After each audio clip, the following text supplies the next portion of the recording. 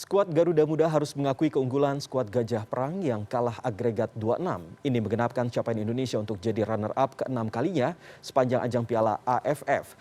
Tapi bukan pulang dengan tangan kosong, rampungnya pagelaran di Piala AFF 2020 memunculkan beberapa penghargaan bagi Indonesia. Seperti Pratama Arhan yang mendapatkan titel sebagai pemain muda terbaik dan Timnas Indonesia yang dinobatkan sebagai tim paling fair play. Sementara Sintayong terus memuji anak asuhannya. Ia menganggap Egy Maulana Fikri dan kawan-kawan punya masa depan cerah bagi Indonesia. Lalu apa evaluasi dan pelajaran yang bisa dipetik dari ajang Piala AFF 2020 ini? Malam ini saya akan berbincang dengan Ketua Umum PSSI Muhammad Iriawan dan pengamat sepak bola nasional Akmal Marhali. Halo, selamat malam Pak Iwan dan juga Mas Akmal. Selamat malam, Iqbal. Assalamualaikum warahmatullahi wabarakatuh. Waalaikumsalam warahmatullahi wabarakatuh. Saya pertama ke Pak Iwan terlebih dahulu ini. Pak Iwan, target jadi juara ini kan tidak tercapai di Piala AFF 2020. Respon PSSI bagaimana ini Pak Iwan? Terima kasih Mas Iqbal. Kita tahu kita menargetkan juara ya. Namun kita bisa jadi runner up. Jadi sebetulnya kita luar biasa memberikan apresiasi dan bangga ya. Target ketua umum pasti di mana-mana maunya menjadi juara gitu. Itu sudah pasti, sehingga menimbulkan fighting spirit yang tinggi bagi pemain. Kita tahu bahwa sepak bola kita baru bergulir, baru 4 bulan kompetisi, ya, sehingga mereka pemain-pemain timnas kan berasal dari klub, nggak ada atmosfer bertandingnya, ya, nggak ada atmosfer untuk mencoba lapangan hijau. 537 hari kita istirahat, nggak ada pertandingan. Ya. Sehingga dengan singkatnya waktu mereka untuk bertanding di klubnya, kemudian juga kita kumpulkan di dalam TC di Turki yang hanya 2 minggu, karena masih dipakai juga oleh klub. Sehingga hanya 2 rata-rata dari tiap klub yang disepakati antara timnas, federasi dengan para pemilik klub. Sisanya hanya dari Persibaya yang 4 Ricky Kambuaya CS. Ini sudah luar biasa ya. Dan ini diakui Mas Iqbal oleh pemerhati sepak bola dunia bahwa kita masuk tim yang mempunyai kemajuan yang pesat di Asia gitu ya. Karena dia tahu gitu. Dia tahu Indonesia baru bergulir kompetisinya, dan dia tahu ini pemain-pemain muda yang sebetulnya minim pengalaman. Tapi memang Sintayong mengambil ini karena memang jangka ke depan yaitu prosesnya. Nah, kita percaya pada proses itu untuk bisa nantinya menjadi timnas yang diandalkan. Kan kita tahu Thailand memang kita akui luar biasa. Dan mereka pemainnya umur 28, kita 23. Ya 23, sekian lah kurang lebih. Bedanya 4-3 tahun. Jadi insya Allah 3 tahun ke depan ini mereka sudah masuk kembali untuk bisa di pemain senior, insya Allah seperti Thailand sekarang. Dan saya percaya itu karena proses itu berlanjut. Dan Sintayong mengatakan bahwa ya percuma bilang saya ini bukan pesulap, saya ini pelatih. Sehingga harus ada proses, ada petapan yang dilakukan. Baik yang dia sampaikan bahwa mental, kemudian disiplin, fisik, dan lain sebagainya. Insya Allah saya percaya itu. Kita bangga kepada timnas kita dengan luar biasa, bisa di leg kedua kemarin bisa memberikan apa yang terbaik ya. Meskipun sekali lagi memang kita akui Thailand memang lebih di atas kita, tapi kita juga akhirnya bisa mengimbangi permainan pada leg kedua. Sekali lagi kita bangga kepada timnas kita, dan saya tadi menjemput mereka, kita memberikan apresiasi, dan saya hormat kepada mereka, termasuk pada pelatih Sintayong. Terima kasih. Lagi-lagi patut diapresiasi, apalagi Indonesia ini sebelumnya sempat diremehkan begitu ya Pak Iwan ya. Nah, ini saya ke Mas Akmal sendiri, ini melihat prestasi Thailand yang lebih baik di atas kertas, apakah target jadi juara bagi timnas Indonesia ini adalah hal yang wajar begitu? Tanggapan dari Mas Akmal bagaimana? Ya, kalau di level Asia Tenggara kemudian kita targetkan juara itu merupakan hal yang sangat wajar, PSSI menargetkan itu. Tapi kan timnas kita ini kan lagi dalam sebuah proses menuju hasil atau menuju target yang diinginkan oleh masyarakat Indonesia semuanya. Jadi proses ini butuh waktu menurut saya. Dan yang saya lihat di Piala AFF kali ini adalah sebenarnya runner up ini adalah prestasi yang luar biasa buat timnas kita. Kenapa luar biasa? Karena yang pertama kita posisinya tidak diunggulkan. Kita itu berada di slot 3 dalam undian. Kemudian juga kita di bawah Malaysia. Tapi kita kemudian bisa mengalahkan Malaysia dalam posisi unggulan ya. Kemudian kita juga bisa menahan Vietnam. Dan melawan Singapura jelas diunggulkan karena mereka tuan rumah, tapi kita kemudian bisa mengalahkan Singapura dan lolos ke final. Nah di final ini saya pikir juga perlu kita apresiasi. Kenapa? Karena dalam waktu singkat, hanya dalam waktu 3 hari, Sintayong misalnya bisa mengangkat mental para pemain setelah kalah 4-0 untuk kemudian bermain tampil lepas tanpa beban dan mampu bermain imbang 2-2 di laga terakhir. Saya pikir prestasi ini cukup lumayan buat timnas kita. Dan kalau kita lihat runut ke belakang misalnya, kita nih SEA Games kemarin runner up juga dapat perak. Kemudian timnas putri kita lolos Piala Asia. Tinggal yang terakhir sekarang misalnya Piala AFF kita runner up. Nah ini adalah prestasi yang kita raih di tengah problem-problem yang dihadapi oleh sepak bola kita. Pandemi, tidak bisa ada kompetisi, kemudian juga terbatasnya jumlah pemain yang boleh dipanggil oleh pelatih timnas. Nah hal-hal semacam ini menurut saya adalah problem-problem yang kedepannya akan dibenahi oleh PSSI. Misalnya nanti 2022 banyak jadwal agenda kompetisi yang sangat padat buat timnas kita. Misalnya Piala AFF U23 pada bulan Februari, kemudian juga kualifikasi Piala Asia 2023 pada bulan Juni, ada Asian Games. Terakhir puncaknya ada Piala AFF lagi 2022. Mungkin di sini adalah untuk tim nasional kita di Piala AFF 2022 akan menjadi titik puncak apa yang sedang digarap Sintayong saat ini untuk kemudian meraih hasil maksimal ke depan. Yang paling penting saat ini adalah apa yang sudah dilakukan tetap oleh PSSI harus dievaluasi. Agar kemudian 2022 kita bisa jalan lebih maksimal untuk menggarap timnas. Bagaimana misalnya ke depan Sintayong bisa berkoordinasi dan berkomunikasi dengan klub-klub untuk menyamakan visi bagaimana membangun timnas, mulai dari misalnya soal fisik, soal teknik bermain dan sebagainya. Kemudian yang kedua adalah bagaimana PSSI nanti mengatur jadwal sehingga kemudian tidak benturan kepentingan antara klub dengan timnas. Sehingga target timnas yang dicanangkan oleh Pak Iwan nanti bisa tercapai dan bisa menghasilkan prestasi yang kita dambakan dan kita inginkan bersama-sama. Oke, saya ke Pak Iwan lagi. Tanggapan Pak Iwan terkait dengan apa yang sudah disampaikan oleh Mas Akmal tadi bagaimana? Terutama terkait dengan adanya harus ada evaluasi lalu perbaikan di sejumlah sisi begitu. Tanggapan dari Pak Iwan sendiri bagaimana? Apakah memang masih banyak yang harus diperbaiki dari apa yang sudah kita lihat dari ajang Piala AFF yang berlangsung di Singapura kemarin? Masih Mas Akmal, nonton baru. Itu tanya cukup bagus. Jadi begini Mas, kita pasti harus melakukan evaluasi dalam setiap kegiatan ya. Pun kalau menang pun kita lakukan. Kenapa bisa menang dan itu bisa juara? Tentu ada hal-hal menonjol yang harus kita pertahankan dan kita tingkatkan. Nah, ini meskipun kita runner up, kita tetap apresiasi, kita bangga, kita juga nanti akan melakukan evaluasi khusus dengan tim kepelatihan dengan Sintayong.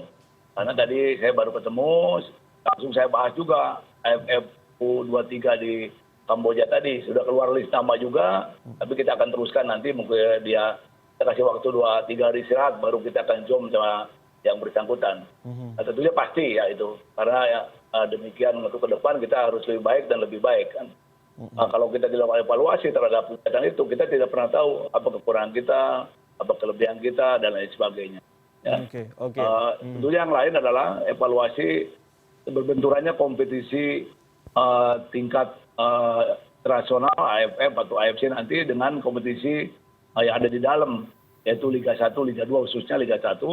Memang kita akui karena kan kemarin COVID. Kita dulu waktu 2020, awal tanggal 29 Februari sudah kick off Liga 1. Sehingga nanti sebelum November sudah selesai. Sehingga kegiatan FIFA Match Day atau mungkin lain sebagainya AFF terutama itu kan di akhir tahun rata-rata. Sehingga tidak berbenturan, maka pemain bisa diambil sesuai dengan harapan dari pelatih. Nah insya Allah nanti tahun depan mudah-mudahan izin tidak terlalu sulit lagi. Kemarin 6 kali saya ngajukan izin ke pemerintah. Ya baru diberikan izin 4 bulan ke belakang ini. Maka kami sudah sampaikan ini penting pembinaan, penting kompetisi. Yang saya sekarang ini, ya begitu ada kegiatan kalender AFF berbenturan, sehingga kita hanya bisa mengambil 2, padahal mungkin ada pemain lain yang juga bagus juga. Ya jadi itu masukan yang betul. Yang jelas nanti pemerintah sudah tahu pentingnya kompetisi ini digulirkan ya. Mungkin mudah-mudahan tahun depan atau tahun sekarang ini kita pandemi menjadi endemi, itu lebih lancar lagi kalau masih tetap kita harap pemerintah tidak mengeluarkan izin karena sudah tahu bahwa kita bisa melakukan itu dengan prokes yang ketat terhadap kompetisi yang ada baik Liga 1, Liga 2. Tidak ada masalah, tidak ada klaster. Supporter pun tidak masuk ke stadion, tidak perlu ada permasalahan, bisa nonton di TV. Sekarang sudah dicoba juga kemarin, tertib juga supporter. Jadi kalau kita tidak mencoba, ya kapan lagi kita lakukan. Tapi insya Allah kompetisi nanti mungkin sesuai dengan kalender yang ada, baik bersinggungan dengan Piala AFF atau lain sebagainya tidak akan terjadi lagi. Sekian, terima kasih. Oke, ke Mas Akmal lagi, berbicara soal kompetisi yang memang harus terus dilakukan di Indonesia agar untuk melatih atlet-atlet ataupun para pemain tim nasional Indonesia. Bagi Mas Akmal sendiri, seberapa pentingkah untuk adanya kompetisi khususnya di dalam negeri terkait dengan hal ini? Apalagi kalau kita ketahui bersama bahwa beberapa waktu lalu juga sempat ada ramai pembicaraan soal adanya permainan skor dan lain sebagainya.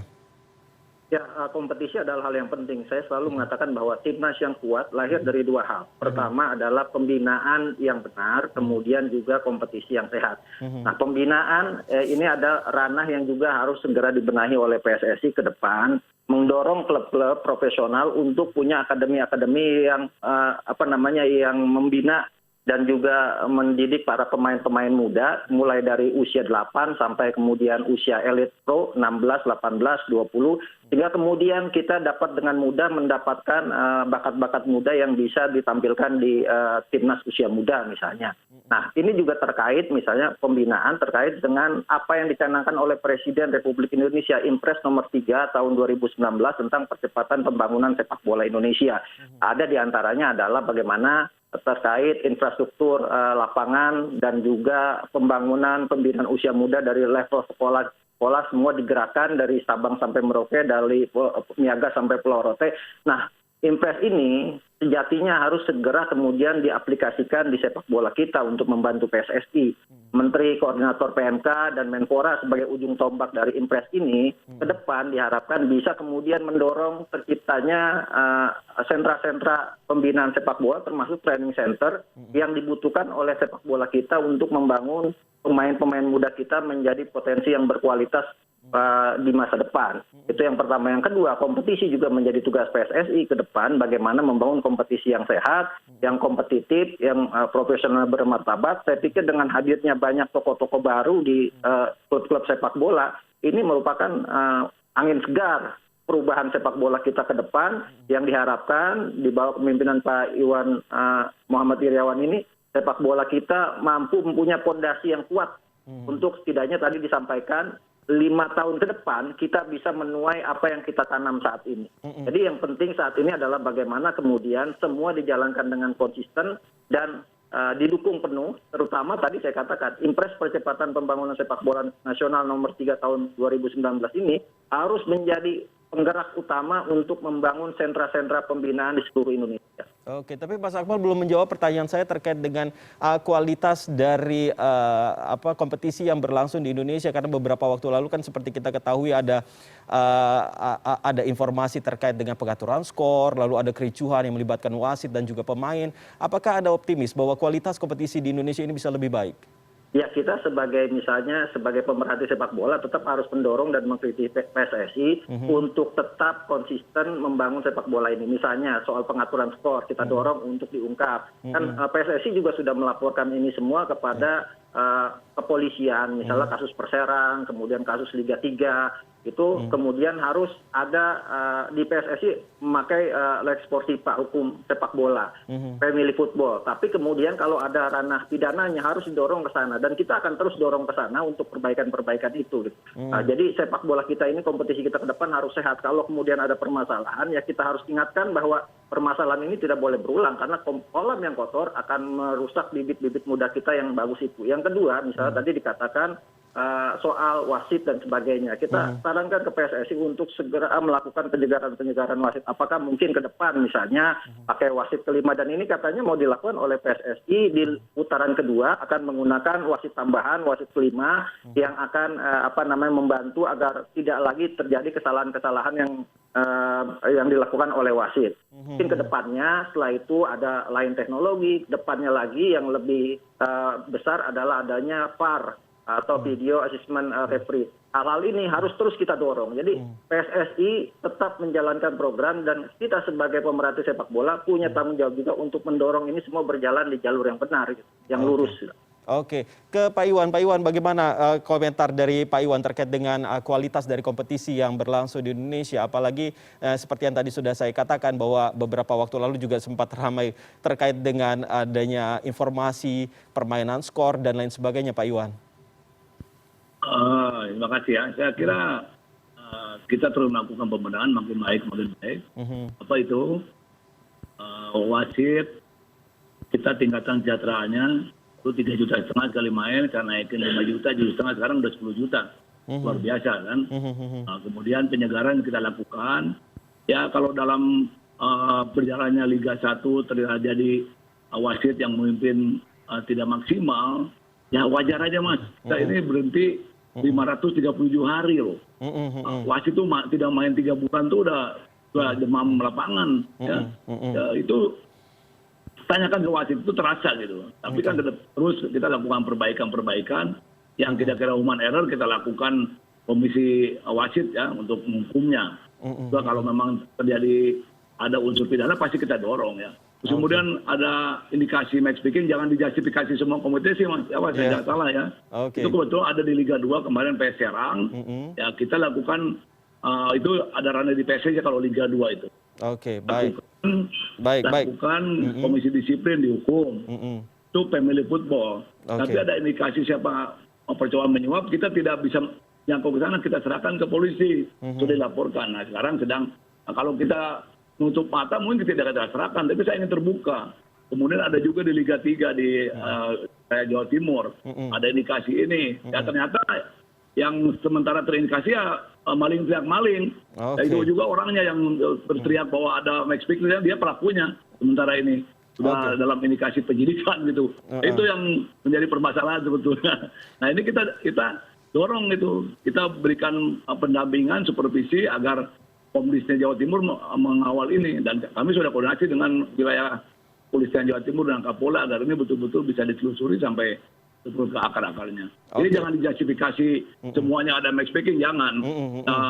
Pasti saya akan basmi. Dan saya minta pemerhati sepak bola kasih informasi kepada kita, buka itu, jangan takut. Sampaikan ini belakangnya ini, Pak Sakpal harus vokal kepada mereka yang sekarang terindikasi bermain, yang teriak di salah satu media TV bahwa oh ini terjadi ini, padahal dia pemainnya itu kan harus Mas Akmal teriak, gitu kan? Ya, terima kasih. Oke, tapi Pak Iwan, cara mencegahnya sendiri seperti apa? Kalau tadi itu bagaimana kalau misalnya sudah terjadi begitu untuk melakukan pelaporan dan lain sebagainya, tetapi agar hal ini tidak terulang kembali ke depannya, apakah hanya dengan mensejahterakan salah satunya mensejahterakan wasit dan lain sebagainya? Oh, nah kan mereka kan ada indikasi match fixing untuk pemain, ada match setting, ada match fixing untuk pemain. Ya coba nanti Pak Amal selusuri, kenapa Serang tuh bisa terjadi gini? Bagaimana kesejahteraan pemain tersebut? Tolong selusuri coba ya. Jadi jangan hanya kemudian komentar begitu, wah ini belum bagus kompetisinya. Tapi Pak Amal selaku pemerhati sepak bola diselusuri, kenapa sih kamu kok bisa pengen disuap sih? Coba ditelusuri. Gampang kok tinggal telepon mereka akan cerita gitu. Baik. Nah, mungkin kesejahteraan tentu menjadi utama, itu masih tadi itu urusan saya. Tapi kalau pemain itu ada di klub. Ya klub harus betul-betul bisa memanage yang baik para pemainnya gitu. Sehingga tidak ada didekati oleh kelompok tertentu atau orang tertentu untuk menyuap, kemudian mengatur permainan, membuat kalah lain sebagainya. Nah itu ada di klub yang terus-menerus kita juga sampaikan, klub harus berbuat, memanage yang baik, mempunyai sponsor yang bagus, kesejahteraan yang baik, lain sebagainya, itu preemptifnya. Kalau represifnya saya sampaikan tadi, kita dorong siapapun yang terlibat pasti saya dorong kalau itu memang di luar family football ke pihak pidana kepolisian. Termasuk ada indikasi siapapun yang ada di sekitar federasi pasti saya dorong. Dan Mas Akmal cari itu, kasih tahu kita dorong ke kepolisian siapa yang bermain. Jadi Pak Akmal mau bantu saya lah. Memang speaking itu. Ya. Baik, tentunya sama-sama kita menantikan dan juga kita berharap agar persepak bolaan di Indonesia ini semakin baik. Tetapi saya juga akan bertanya terkait dengan kiprah dari Sintayong ini sendiri. Anda jangan kemana-mana terlebih dahulu karena CNN Indonesia Newscast akan segera kembali. Tetaplah bersama kami.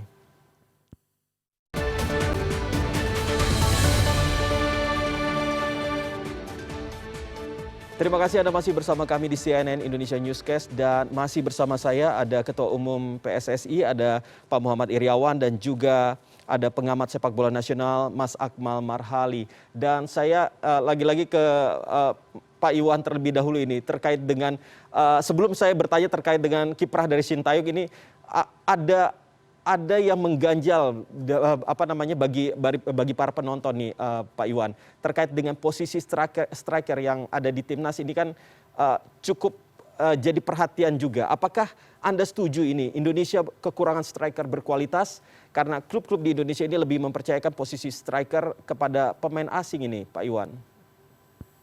Terima kasih. Saya setuju itu. Memang kita harus evaluasi karena kita tidak punya striker ya.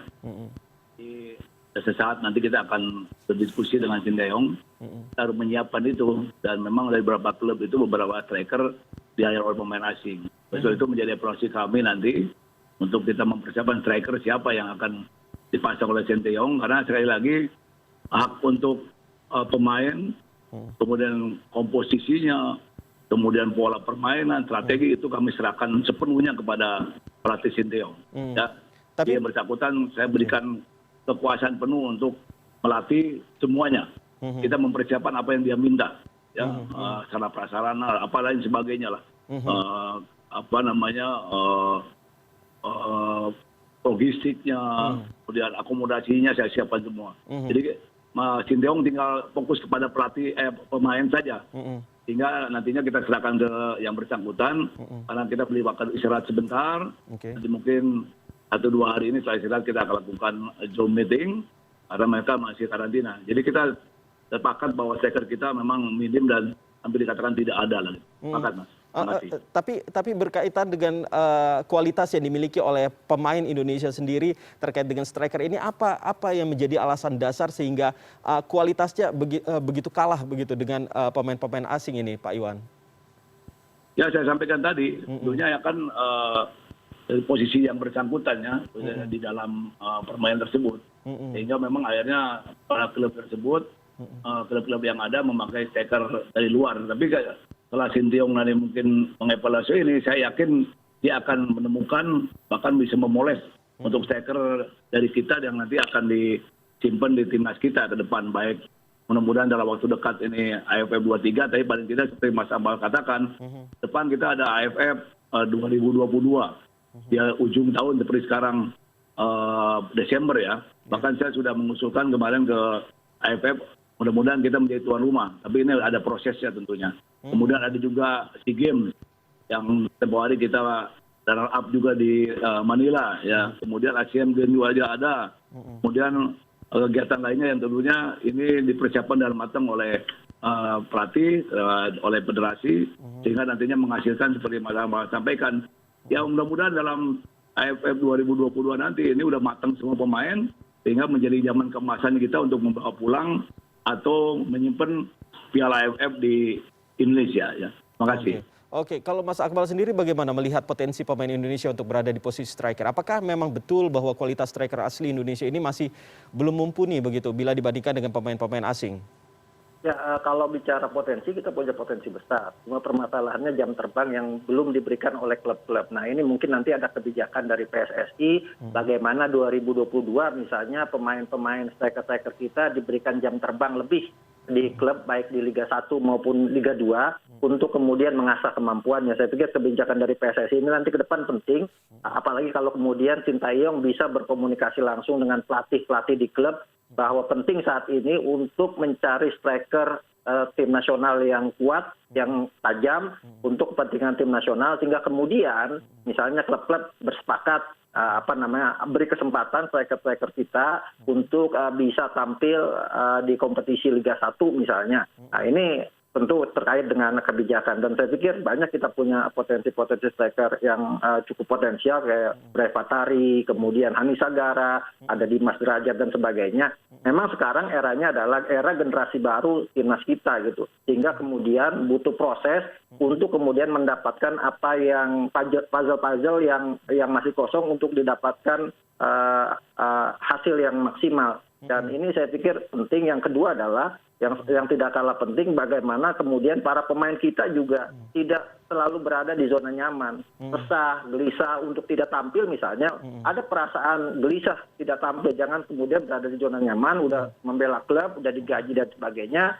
Yang penting gajian tiap bulan, sehingga kemudian tidak punya upaya yang kuat untuk meningkatkan kualitas dan kemampuan. Jadi bersaing dengan striker asing juga sebenarnya merupakan salah satu tugas dari pemain-pemain kita untuk bisa mendapatkan striker-striker bagus. Dan saya pikir ke depan ini mungkin akan jadi catatan oleh PSSI, tadi katakan oleh Pak Iwan bahwa kita minim striker, maka perlu ada kebijakan untuk mendorong klub-klub menciptakan striker-striker baru buat tim nasional. Oke, Pak Iwan, apa betul tidak ada kesempatan untuk bisa menjadi seorang striker ini bagi pemain Indonesia? Karena biasanya kan memang butuh seperti ibaratnya kayak kompetisi-kompetisi harus dipaksa begitu untuk bisa mempunyai skill yang mumpuni. Apa kesempatan itu tidak diberikan untuk pemain-pemain asli Indonesia?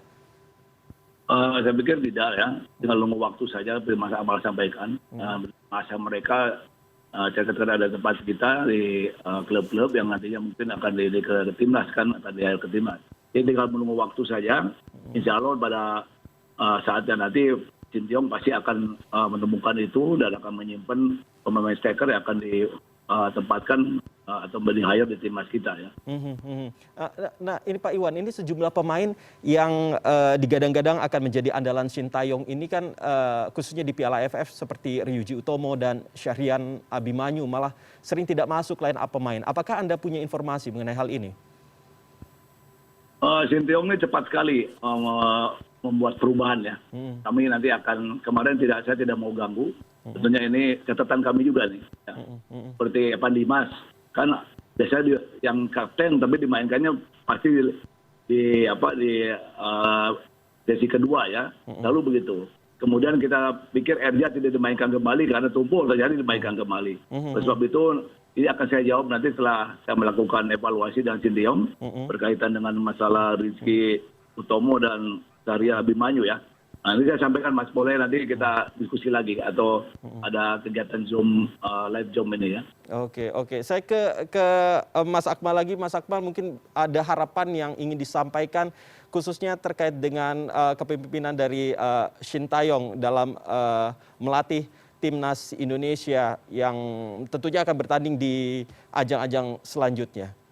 Ya, saya pikir Sintayong sudah banyak memberikan pelajaran buat sepak bola kita ya. Bagaimana dia mencoba membongkar borok-borok sepak bola kita. Misalnya pertama soal nutrisi, kemudian soal fisik, kemudian juga soal bagaimana IQ pemain, sampai kemudian terakhir teknik dasar pemain kita yang perlu banyak pembenahan. Artinya ini semua sudah dibongkar untuk kemudian dicarikan solusi bersama-sama dengan federasi dan juga klub-klub. Yang kedua, kita ini dari tahun 1996 misalnya sampai sekarang itu sudah 25 kali ganti pelatih. Artinya setiap tahun itu satu pelatih bergantian. Dan sekarang saya pikir Sintayong punya kontrak jangka panjang dan ini akan bisa menjadi dasar untuk membangun fondasi tim nasional kita yang kuat ke depannya. Seperti misalnya di Vietnam ada Park Hang-seo yang cukup lama bertahan, dan kita punya Sintayong yang sampai ditargetkan oleh PSSI misalnya untuk Piala Dunia U21 2023 nanti.